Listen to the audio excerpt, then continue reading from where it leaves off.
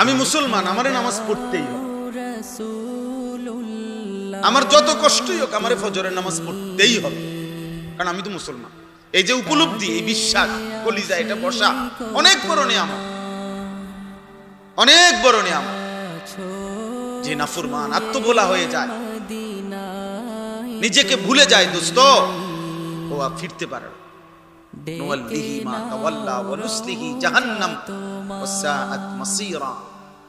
আল্লাহ বলেন আমার রাসূলের উল্টো পথে যে চলবে, আমার ঈমানদার মুত্তাকি মুমিন বান্দা যে পথে চলে তার উল্টো পথে যে চলবে, আমি আল্লাহ বললাম রাসূলের উল্টো মুমিনদের উল্টো পথে চললে, খোদার কসম আল্লাহ কোরআনে বলছে আমি তাকে ওই উল্টো পথেই চালাবো, আর এই উল্টো পথেই একদিন জাহান্নামে ফেলবো।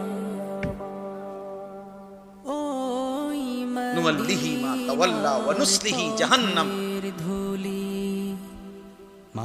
ওয়া সাআত মাসীরা। আর সেটা বুঝবে কত নিকৃষ্ট ছিল। আল্লাহ আমাদেরকে বুঝতে